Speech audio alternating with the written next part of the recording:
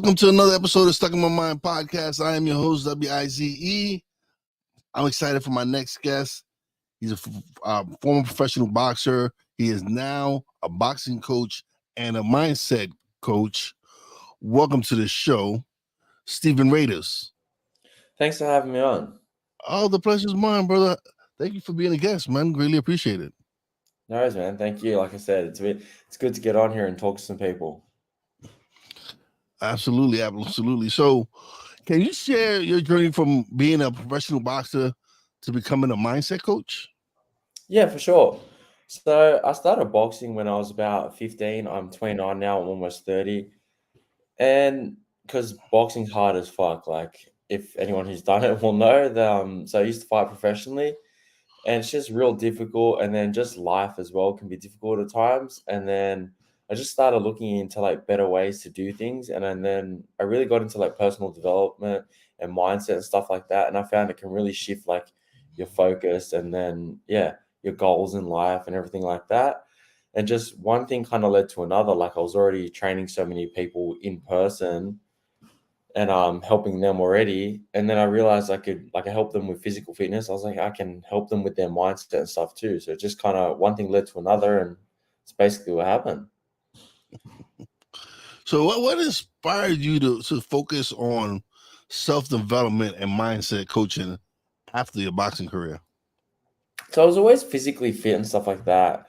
And I just found that going through like hard things, like I said, fighting, to be honest, or whatever else, like life fucking threw at you. Anytime you came out on the other side of it, you felt a lot better of like something difficult, like you overcome something.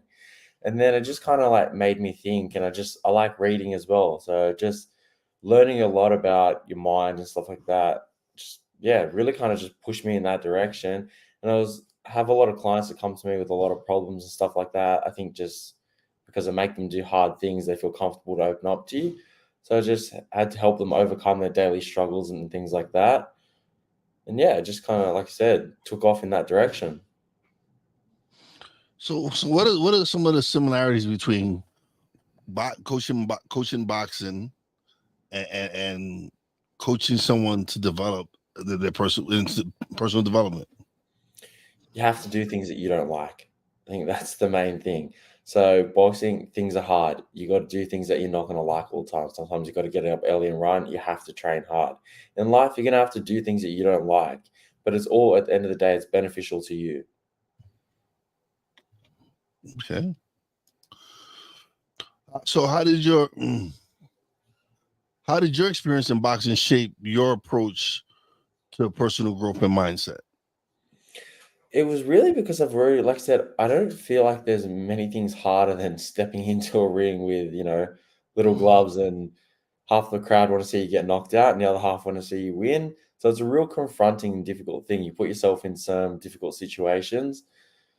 So that just, yeah, I had to basically be tough. Like I had no choice. I gave myself zero options when it comes to training and boxing and stuff like that.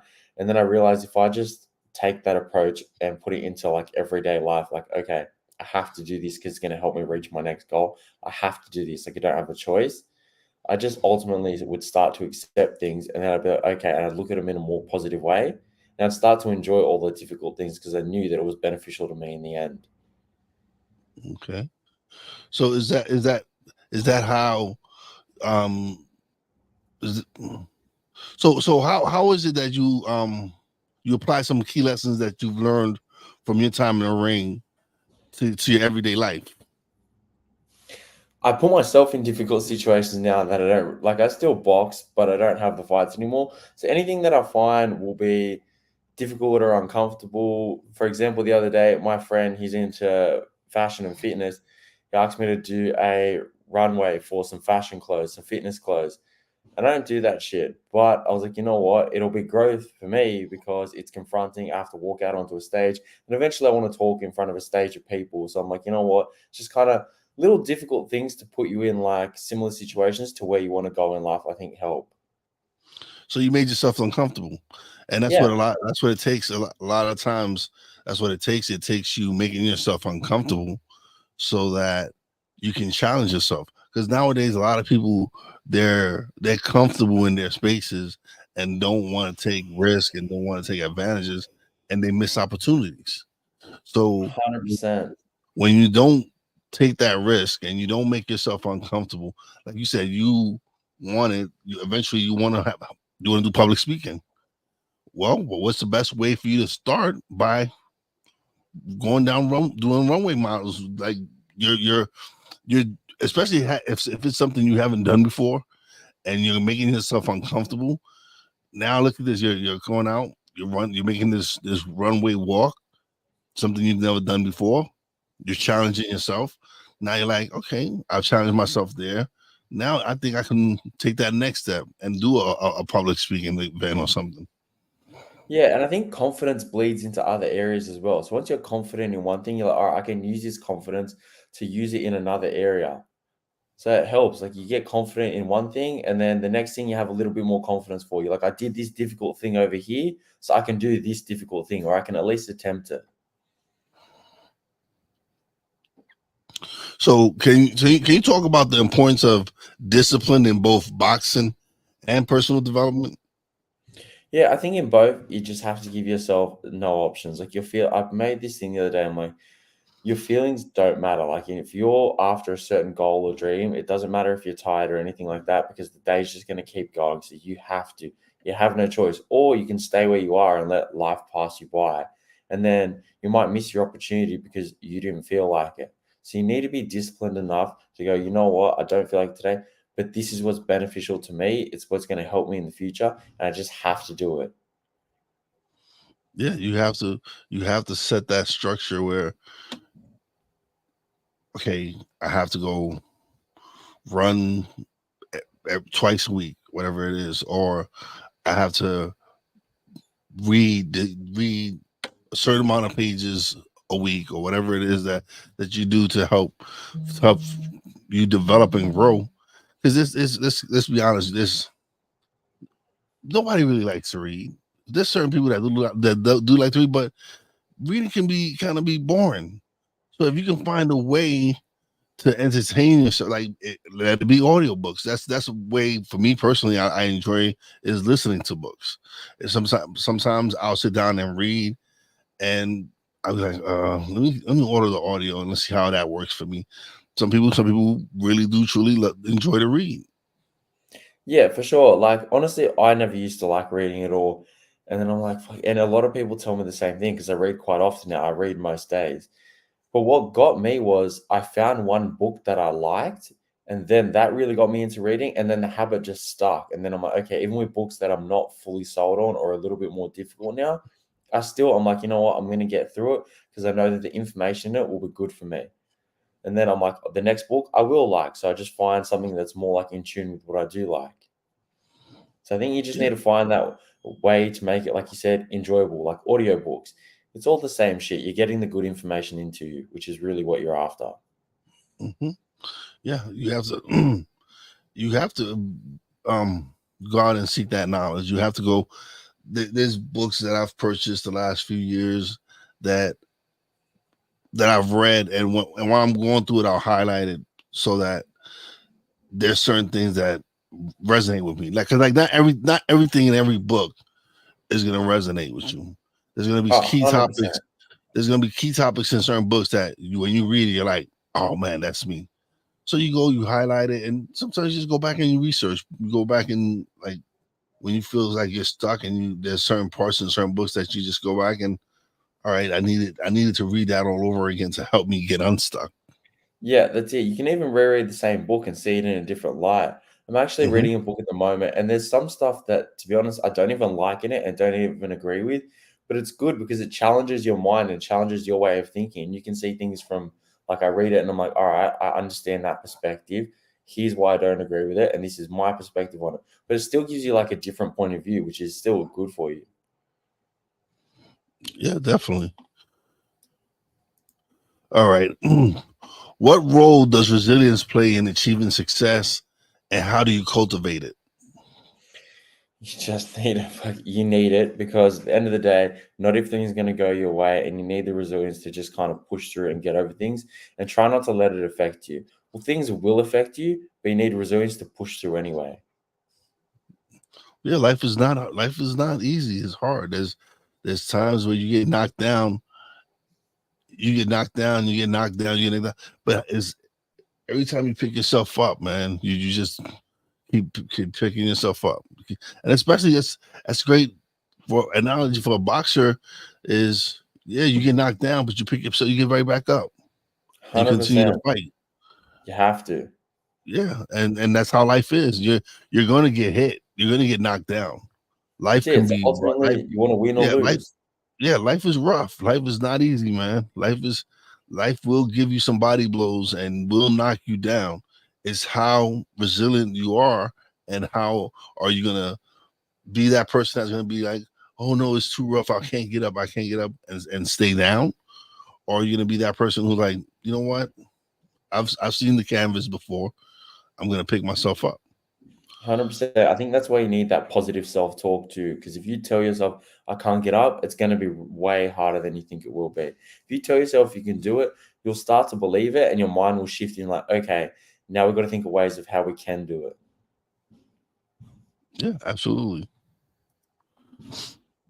So how do you balance physical training with mental coaching in your sessions? Like do you do a combination of both? Do you work with your clients in both physically building them up as well as mentally?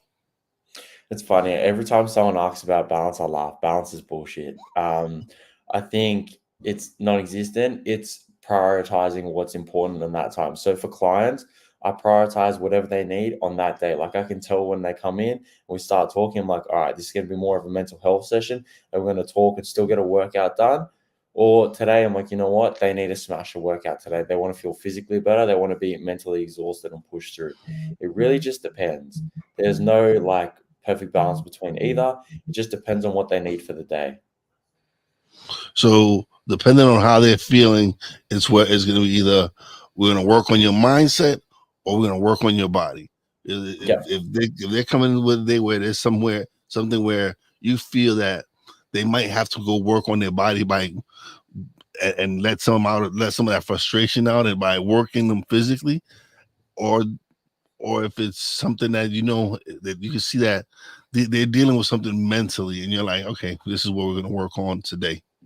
Yep, 100%. Like we're always like lightly trained at the very least. Like sometimes I've had to take my clients for walks around the block. We just do, you know what? We do a walk, we do a bit of a talk, then we come back and we do a little bit of a workout because today's just not the day that they need to be physically pushed because they're already mentally drained. They still need to be like doing something physical because they always feel better afterwards. But today's not that time for that hard killer session.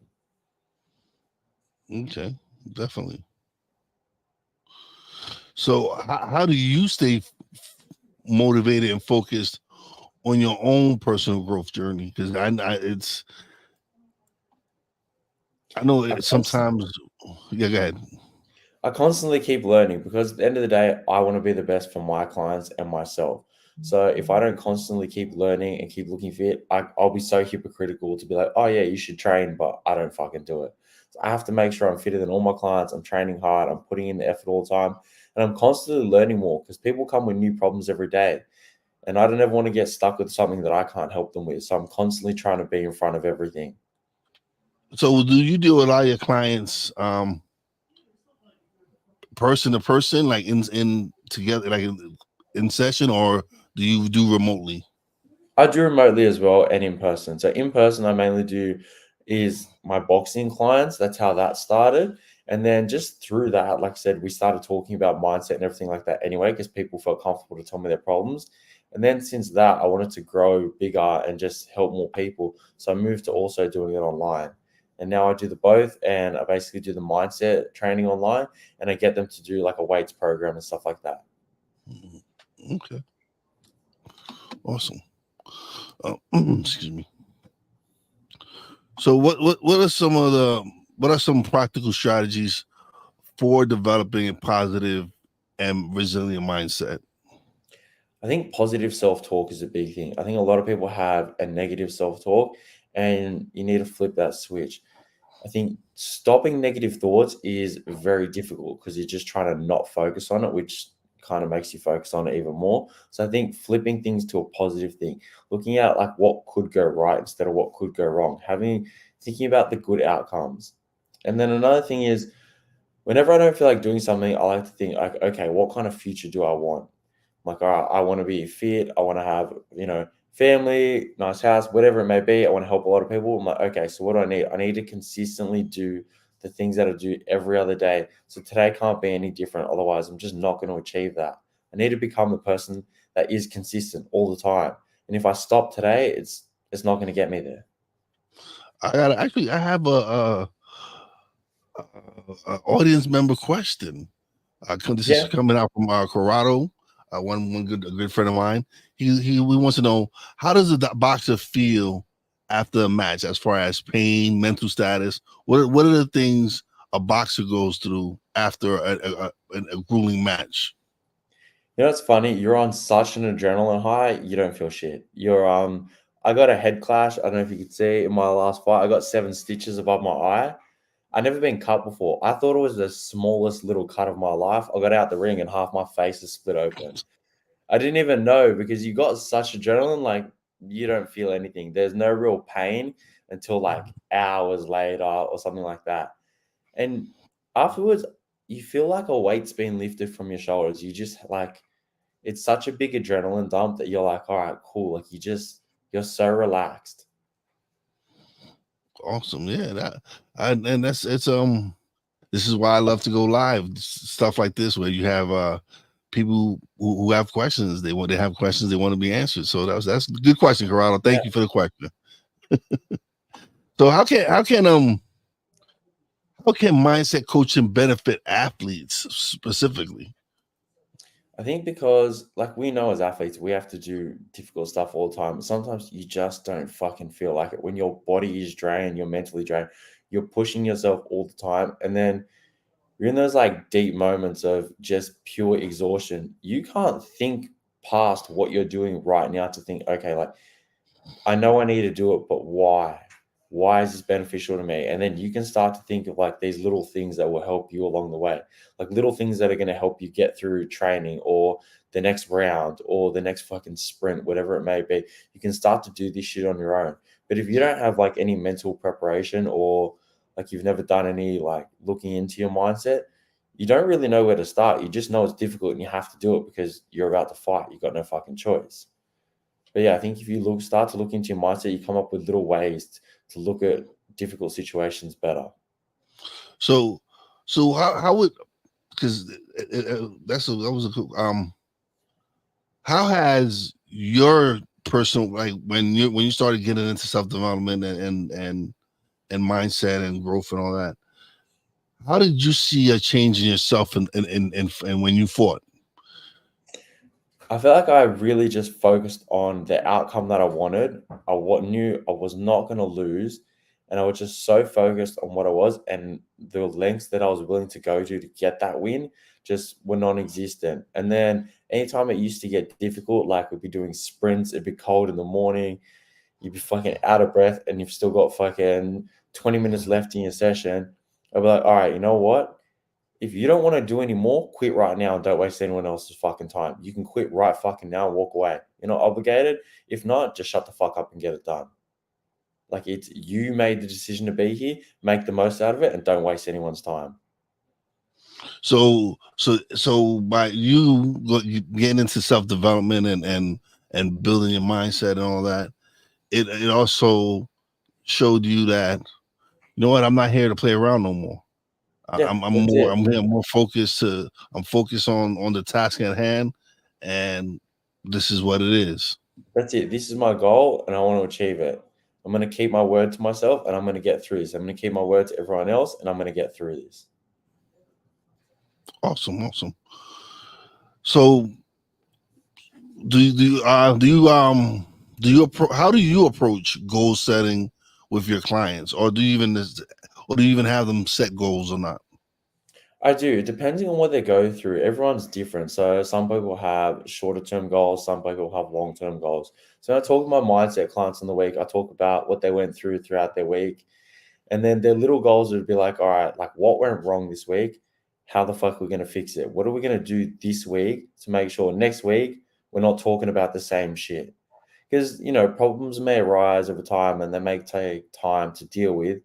But I don't want to have the same conversation week in, week out, and we're not progressing forward. We can progress forward and be like, all right, I tried this and it worked a little bit better, but I'm not fully yet there yet. So the short term goals, what went wrong? How can we fix it now? The longer term goals is more about what life do you want to live at the end of the day? Like, what's your future self? What goals, like, when you imagine your life in the future, what do you want to see or what do you see? And then it's like, how can we achieve that? What steps do we need to put in place now to get you there? Because if you were doing all that shit, we wouldn't be here and we wouldn't be having the conversation. Clearly, something's not going right. We're missing something. Let's figure out what it is and let's start to implement it. Okay. And when you start figuring it out, how because I know it's very difficult for people to implement stuff that they just learn. How long does it take for your average client to really get a grasp for it and start implementing it? Is it It just instantaneously, depends. or does it take some time? It depends on the person. Yeah, it depends on the person. Everyone's a little bit different. Some know and they'll take baby steps towards their goal, which is fine. And others will just hit the ground running and be like, all right, that's it. No more fucking around. Like a switch flips and they're fucking after it. And others just take a little bit longer because of whatever reason they got some self doubt. So we just try and, if they got self doubt and I know that things are taking longer than they should, I'm like, all right, you're lacking confidence in somewhere. How can we start to build this confidence so you can trust that you can get to where you want to go? Okay. What role does visualization play in achieving goals and improving performance? I think it's actually very good. I was started to do this as well a fair while ago now, but that way you can picture what you're after. Like if I just say something, then I'm like, yeah, cool. Like I understand what I'm saying, but I don't really know what it looks like. I don't know what it feels like. Like it's just kind of something that I know and I've heard of, but I don't really pay any attention to. Once you paint that picture in your mind, you've got a solid goal. You can see it, you can feel it, you know the feelings that come along with it, you know why you're after it and how you're going to get it. Yeah, definitely. So, so how do you help your clients handle setbacks and failures, which aren't really failures? They're more lesson learned. I don't look at them as failures. It's more lessons learned. Yeah, for sure. I think it's lesson learned as well. And your problems are specifically designed for you. You don't just come across problems just because, you're an idiot or this or that. Your problems will help you grow. It's something that you need to deal with to get over. So whenever a situation pops up, trust me, it's been specifically designed for your growth. So I told a lot of my clients, one of my clients actually got fired the other day, which I told her, I was like, I'm fucking glad you did. I was like, because you told me you didn't like your job. I'm like, you only just took it because you wanted a job for right now. I'm like, been working on what you want in your future. I'm like, you just haven't had that push to get you there yet. I'm like, you got fired is a good thing because now we can go after what we've been talking about for so long. So I'm like, your problems are for you and for your growth. Mm. Well, it's a lot of people stay in comfortable positions because they don't want to make themselves uncomfortable. So they'll stay in the job that they don't like for years on end because they're receiving a paycheck. But that yet every day they're miserable as fuck going to that job. And then you get those that people that be like, you know what, fuck this job, man. I don't want to do this no more. And they go find something that they love to do. It's not always about how much money. It's finding happiness in what you do. Yeah, you couldn't pay me enough to be unhappy with what I do. Everyone asks me because I don't get a lot of sleep. I get up early. People are like, how the fuck do you do that? I'm like, I love what the fuck I do. So when I get up, I'm excited. I go, you hate your job. So I wouldn't want to fucking get up either. I used to have to get up 15 minutes before work to go somewhere 5 minutes from my house. Now I'm up like fucking 2 hours early to drive an hour. Like, it's fine. It doesn't bother me. Yeah, because you're doing stuff you're doing something you love to do. You found your purpose. You're here to help people build themselves up. So when you're doing that, when you're serving others, it's not a job. Yeah, that's it. I'm like, I love what I do. Like, I actually had a client ask me, this is a couple of years ago now. I was talking about like their day and I'm like, oh, what are you up to today? And she's like, I'm going to work, blah, blah, blah. She's like, what are you doing? And then I was like, do I have to go to work? And then she looked at me and I was like, oh, right, fuck, this is my work. I'm like, yeah, sorry. I'm like, I just get so caught up in the fact that this is easy for me. Like, I love to do it, that it's not work. Because everyone has it, like, not everyone, but a lot of people have that mindset, especially like at the time that I was dealing with, they just hated what they're doing. I was like, oh, like, I don't hate what I do, so it's not work. No, it's not. It's for me. Doing this is like people like. Listen. Podcasting is not easy, people. People Ah, it's think you just show up and you record, and there's a lot that goes into working and doing this. But to me, I just love it so much that I don't mind the stuff that I have to do to prepare myself for my show. It's what drives me to continue to do the show. It's being able to help bring a message from people like yourself who are just regular people who have found joy in what they're doing and are helping others.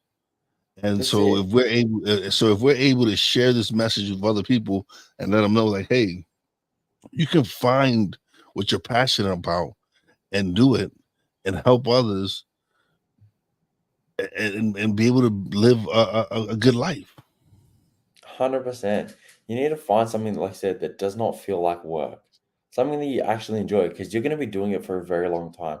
The last thing you want to do is go somewhere, be miserable for 8 hours, leave there being miserable, go home to your family, your friends, sisters, brothers, cousins, whatever, and be miserable and then put that shit on them too. Yeah, no. It's just sometimes good that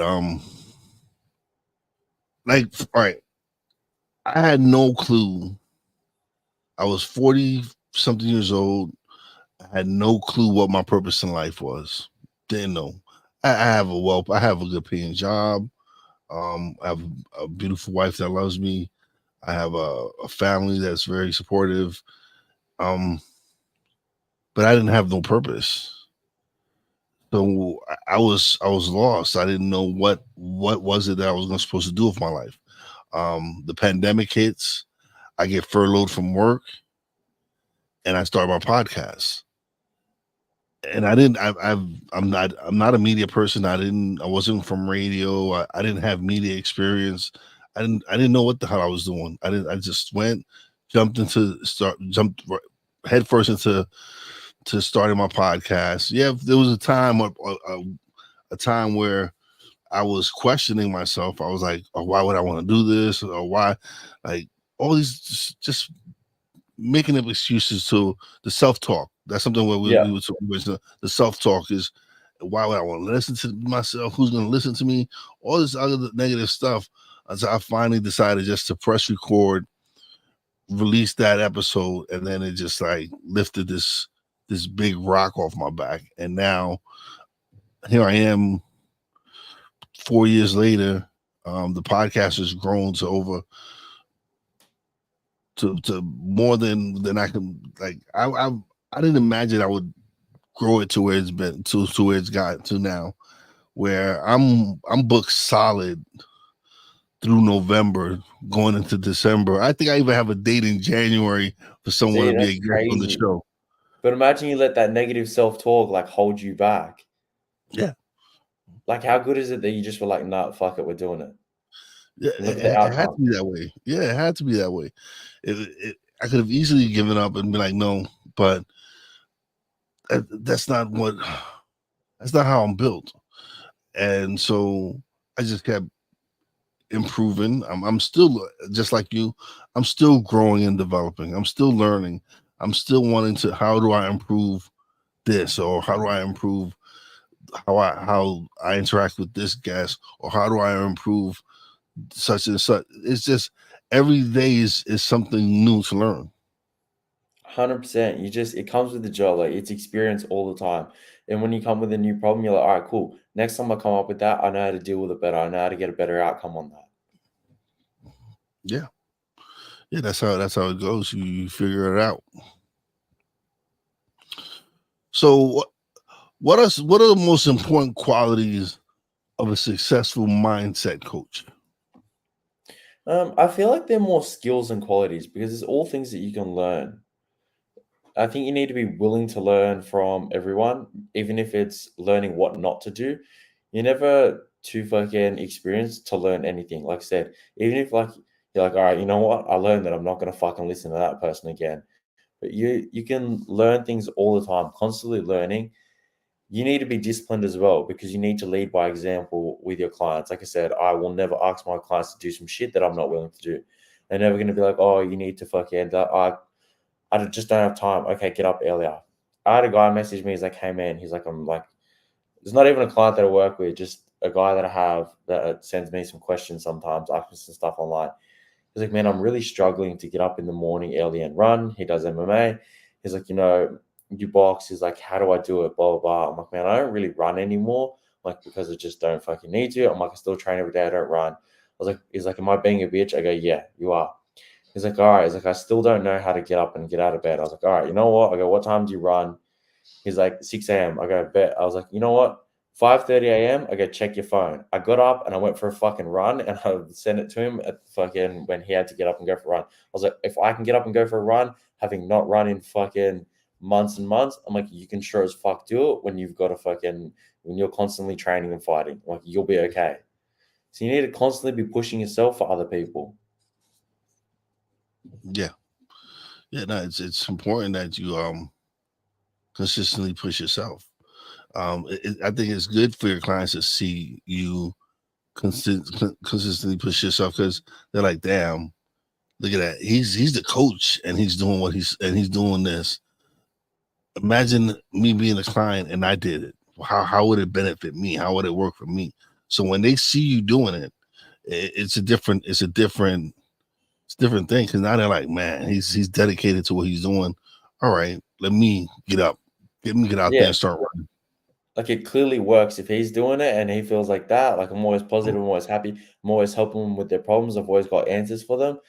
And then they're like, how? I'm like, because I'm constantly working on shit. I'm doing what I tell you to do. I'm not doing anything different. I'm doing the same shit that I tell you to do. Yeah, yeah, that kind of helps out when you're able to show them that listen, I wouldn't ask you to do something that I wouldn't do myself. You're absolutely right when you say that. 100%. So how can someone interested in mindset coaching get started and find the right coach for them? It really just depends. I'm sure there's a lot of mindset coaches, but here's the thing: you need to be in tune with someone who is doing better than you. Ultimately, that's what you need to do. They need to be doing better than you in some area because if they're not doing better than you in one area or another, or showing you a different perspective, why would you listen to them?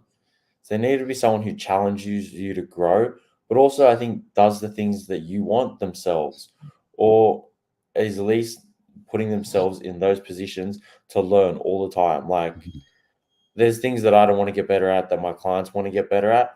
But through the difficult things that I've done, like I said, skills are transferable. I can be like, okay, you know what? I've done this, which is similar. And then I put myself in this position to help me get to this goal. That's how I can help you get to what you want to achieve.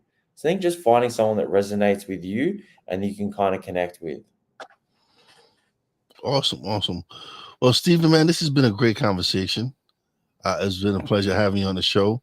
Now we've come to the part of the show where you get the solo screen and you get to plug away and promote and let everybody know where they can find you, your Instagram, TikTok, everything.